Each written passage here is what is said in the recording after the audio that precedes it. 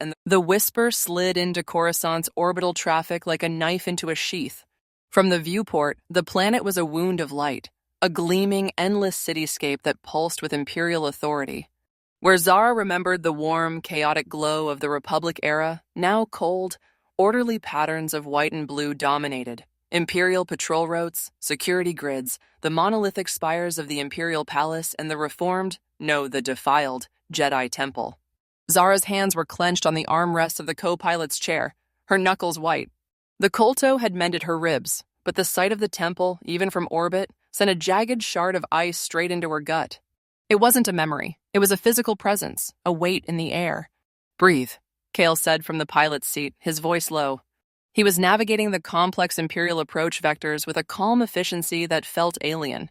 "Your analyst Zara Leston, Pantoran emigre from Doran, recruited for your exceptional linguistic and cryptological skills. I'm analyst Kael Wren, human from Tapasi, former planetary security. Our records are flawless. Our past is silent. Our past is screaming," Zara muttered, her golden eyes fixed on the temple spire. "Then we learned to scream louder," he said, and it wasn't comfort. It was a pact. The shuttle descended through the smog-layered atmosphere, down into the canyons of Duracrete and Transparasteel. The Imperial Security Bureau headquarters wasn't in the Palace District. It was buried in the mid-levels, a fortress of gray Durasteel and black obsidian, a deliberate statement of power removed from, yet watching, the seat of government. Stepping onto the landing platform was like stepping into a different galaxy. The air was filtered, cool, and sterile. It smelled of ozone, polished metal, and a faint, lemony antiseptic. Stormtroopers in pristine white armor stood at rigid attention. Officers in gray uniforms moved with clipped, purposeful strides. Every sound was absorbed by the architecture. There were no echoes, only silence. A human lieutenant with a face like a data slate met them. "Analysts Leston and Wren, follow me." The walk through the corridors was a gauntlet. Holo displays showed Imperial propaganda.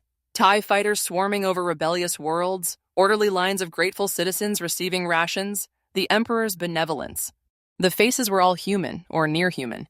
Zara's blue skin drew glances, curious, assessing, suspicious. She felt like a specimen under glass. They passed a vast, transparent wall overlooking a training atrium. Below, rows of recruits in gray fatigues drilled in hand-to-hand combat.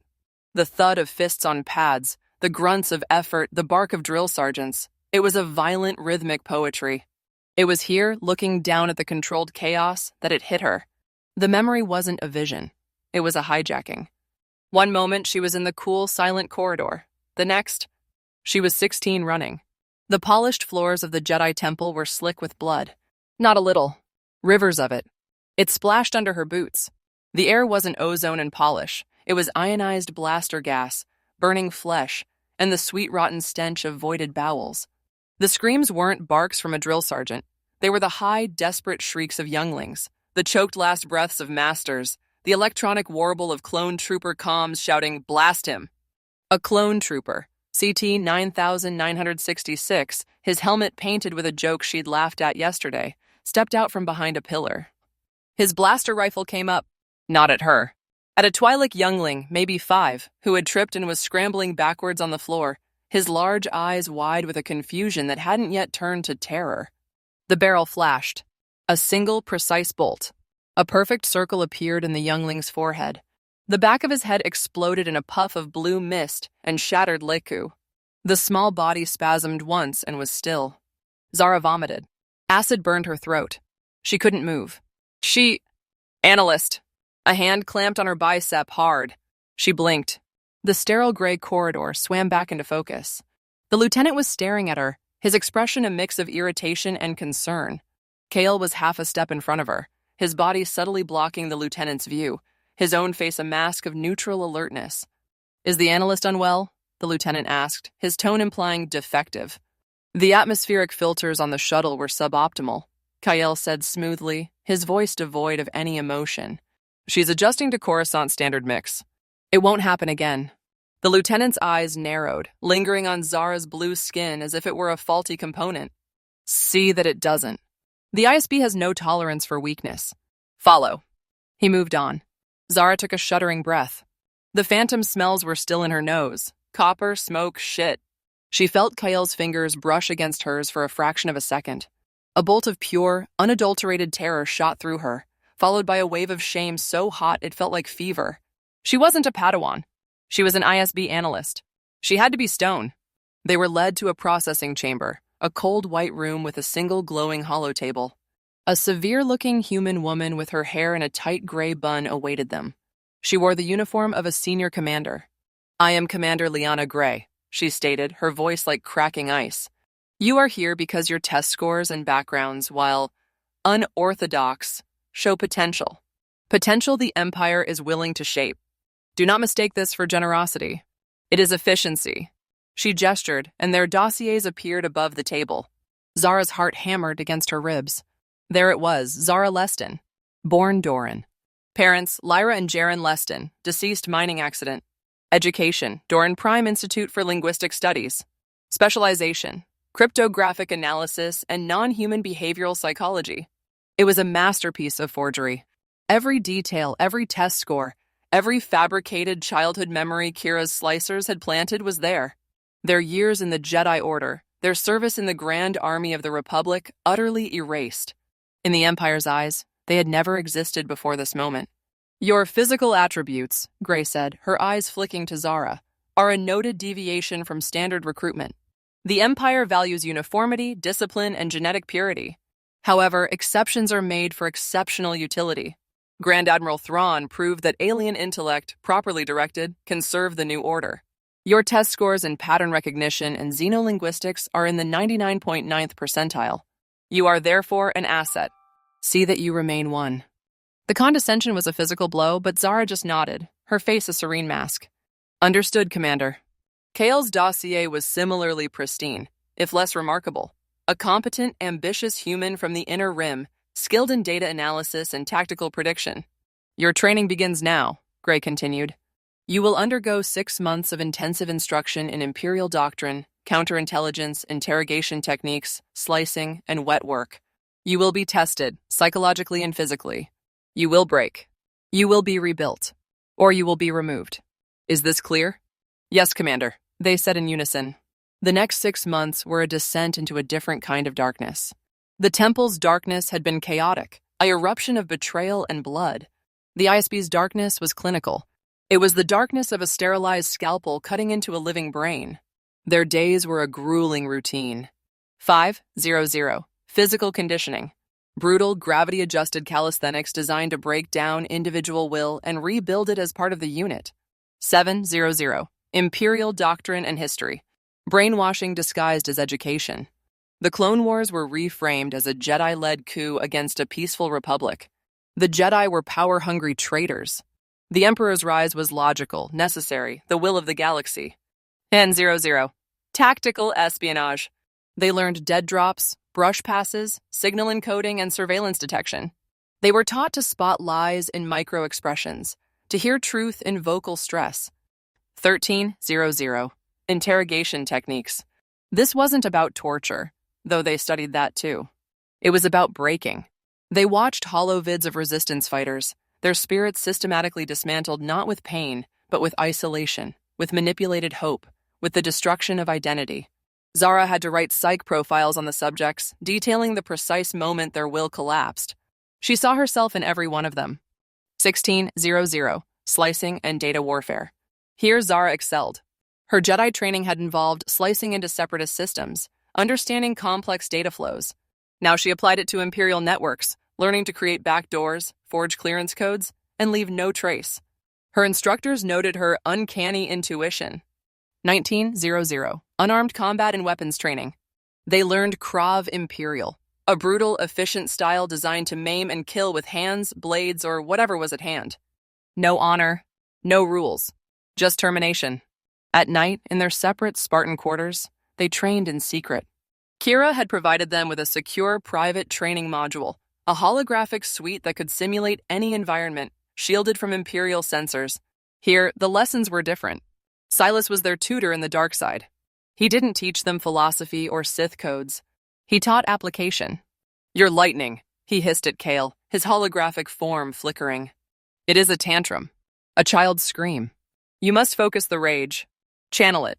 He made Kael practice on training droids, not to destroy them, but to overload specific circuits, a power coupling, a memory bank. The lightning became a scalpel, not a bludgeon. For Zara, he focused on her telekinesis. You push. You pull. It is crude. The Force is not a muscle. It is a will. He made her manipulate not objects, but systems. She learned to feel the electrical grid of a simulated starship, to find the weak point in a shield generator's frequency modulator, and to apply precisely calibrated pressure until it screamed and failed. She learned to still the air in a room to prevent sound from traveling, to create a vacuum around a blaster bolt to divert its path. And they practiced with their lightsabers. Not the flowing forms of the Jedi, but a hybrid vicious-style Silas called gutter fencing. It incorporated Krav Imperial's dirty tricks, sand in the eyes, kicks to the groin, using the environment, with the lethal precision of a lightsaber. Zara's purple blade became a flicker of violence. Her Ataru acrobatics turned into unpredictable killing leaps. Kael's gem, so transformed into a relentless, overpowering onslaught designed to shatter defenses and limbs alike. Kira herself oversaw their progress every week via encrypted holocall. Her image, cool and impeccable, would appear in their suite. Report. They would detail their ISB advancement, their instructors' comments, the secrets they were beginning to access, shipment schedules for Tabana gas, corruption manifests for Moffs, whispers of rebel sympathizers in the mid-level bureaucracy. Good. The Moff of the Siswana sector is skimming. Find the proof. Leak it to his rival. Let the Empire purge itself. The rebel cell on Lothal is using a frequency scrambler of Mon Calamari design. Trace the supply chain. Sever it. They were becoming ghosts within the machine, carefully arranging dominoes for Crimson Dawn's benefit. Their rapid progress within the ISB was meteoric. Zara's linguistic skills cracked a Neimoidian smuggling code that led to the seizure of a massive spice haul. Her psychological profiles predicted a defection in the Imperial Navy before it happened, allowing for a quiet disappearance. Kael's tactical models optimized TIE fighter patrol routes in the Anowat sector, increasing pirate interdiction by 22%. They were praised. Promoted. Zara became Junior Liaison Officer Leston, assigned to the Non-Human Relations and Analysis Desk, a polite ghetto that gave her access to all alien-centric intelligence. Kael became Tactical Prognosticator Wren, working in the Strategic Prediction Division, modeling rebel activity. They were given a small, efficient apartment in the ISB residential block. It was bugged, of course. They lived their cover. They were diligent, ambitious, and utterly loyal on the surface. Beneath, they were rotting. Kael's lightning control improved, but the cost was a coldness that settled in his eyes. He could now summon a focused arc that could disable a speeder or cook a human heart from across a room. After each session, his hands would tremor, and a black vein-like pattern would spiderweb up his forearm for a few minutes before fading. Zara's power grew subtler, more insidious. She could now listen to a conversation through 3 walls by feeling the vibrations in the air. She could induce a migraine in a target from a distance with a focused pulse of dark side energy. The spice cravings were gone, replaced by a thirst for the rush of using the Force in these new, vicious ways. The ghosts of the temple were still there, but now she had the power to imagine herself fighting back, cutting down clones, facing Skywalker, fantasies that left her sweating and exhilarated. One night, 6 months to the day after their arrival, they lay in the dark of their apartment, the only light the sickly orange glow of Coruscant's air traffic bleeding through the window. They weren't touching. The space between them was a canyon. I accessed the deep archives today, Zara whispered, the words barely audible. Temple security logs. The day of purge. Kael went still beside her. I found our escape route. The service duct. It's logged. A maintenance droid flagged a heat signature. 2 life forms. It was marked and then deleted by someone with high-level clearance just hours later. Who? Kael's voice was rough. I don't know. The log was scrubbed. Not by the Empire. Before the Empire took over, someone in the temple covered our tracks. Silence stretched between them, thick and heavy. Why? Kael finally asked. I don't know.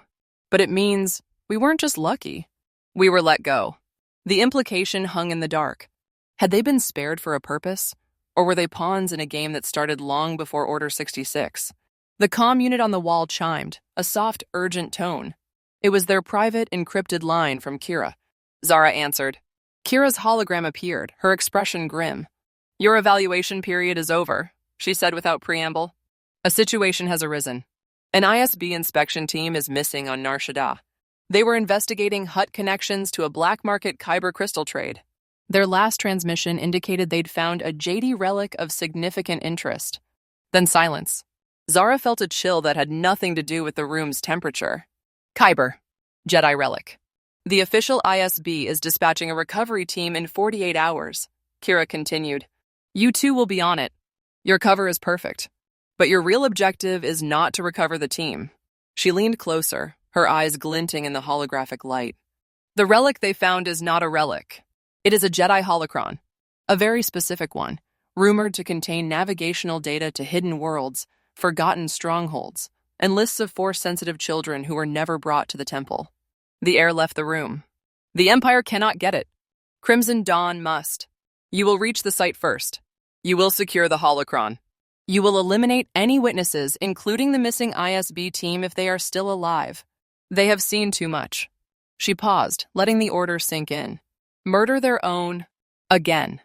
This is not a test. This is your true initiation. Bring me the holocron. Prove where your loyalties lie. The transmission ended. In the sudden dark, Zara and Kael looked at each other.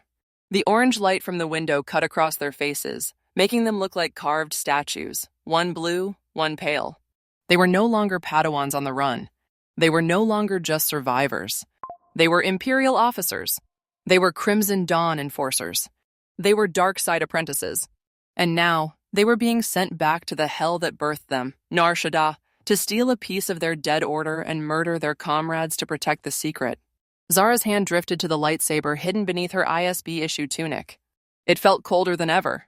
Kael flexed his hand, and in the dark, a single tiny arc of blue-white lightning crackled silently between his fingers, a brief, defiant echo of the power that was now their most dangerous secret. The game had leveled up. The stakes were their souls, their sanity, and the fate of a generation of children who didn't yet know they were prey. The ghosts of the temple were no longer just memories. They were the mission. To be continued. If you enjoyed the audio story, please like and subscribe to immerse yourself further in Zara and Kael's journey. This release was made sooner than expected due to the interest of one more viewer in the audio story. If there are more viewers and new ones, the story will be released sooner. If the number of viewers remains the same, the release pace will be slower. The next video will be longer than usual. It will present an intriguing situation where Zara and Kael find themselves at a crossroads, recalling their past from their Clone Wars days and how they first met.